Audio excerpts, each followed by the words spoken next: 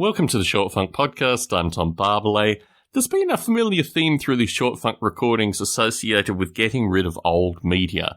And it's something which causes me a certain degree of concern because I have a lot of old media and some of it is not moving into the newer media forms. I've talked about this historically on Stone Ape associated with a few movies that have never made it to DVD. My original thinking on this was that I would just deal with that, and I would just deal with the fact that certain movies would not be moving to DVD, and obviously now certain movies are not moving from DVD to any kind of streaming service, and the nature of the streaming services are either purchase-based or just to allow if the content actually exists there that you can pick it up.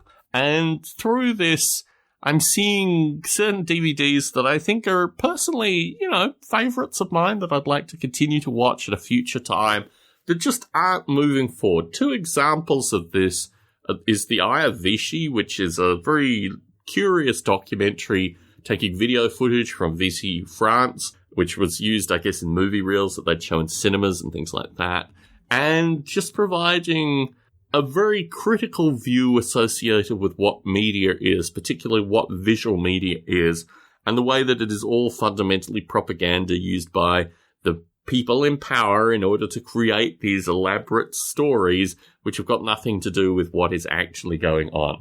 And for that reason, I think it's a very powerful movie. I've watched the movie 3 times, and I recently purchased on DVD with the express purpose of converting it to a digital format that I could use. Haven't found that format yet. I've tried a few things through a digital video package called VLC, which is an open source product.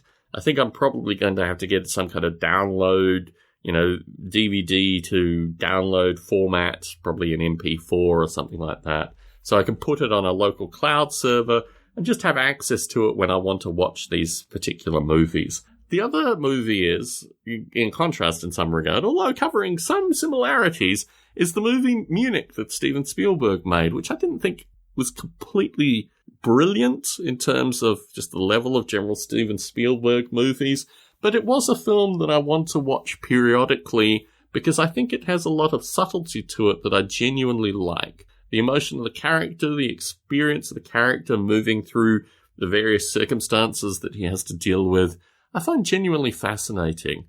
And it also describes an element of Israeli history which also has a kind of utilitarian component to it, but it's very, very curious. I like Jeffrey Rush in movies as well.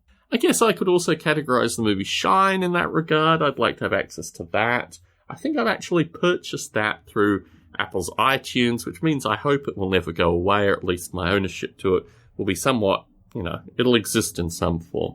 And when I think about the films, one of the films that I'm most sad about is Saving Private Ryan. A background to my work. Sometimes I have test content which I have to watch continuously in order to find various errors or effects or problems. And unfortunately, over the past year, Saving Private Ryan has been one of those pieces of content where I've had to work with it in such high-stress circumstances that I don't think I can really watch it as a film going forward. I think I might be able to watch it in maybe 5 or 10 years' time. I think I have it on DVD somewhere.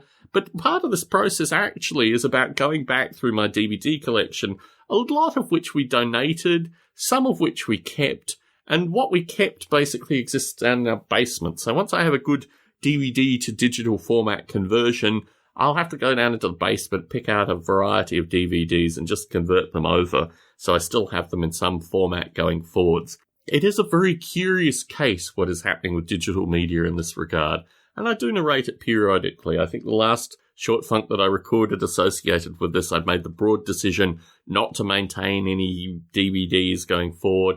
I think in general I don't want to maintain DVDs. I'd just like to have an ability to watch them on the existing digital technology in a form that I can enjoy, that, enables me to continue to have this media, because I don't want to lose the ideas and the content even if the media becomes obsolete.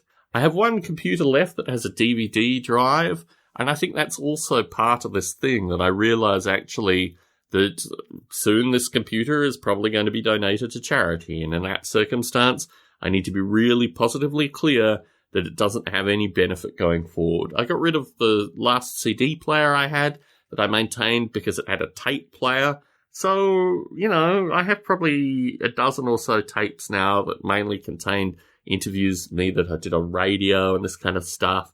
But aside from that whole format has just completely disappeared. I still have vinyl. Probably should consider, maybe in the long term, reducing down my vinyl. As it is, it's, I don't know what one would call it. Maybe 15 inches by 15 inches by 7 inches. I have 2 of those size record crates. And I do periodically go through my vinyl and reduce it accordingly.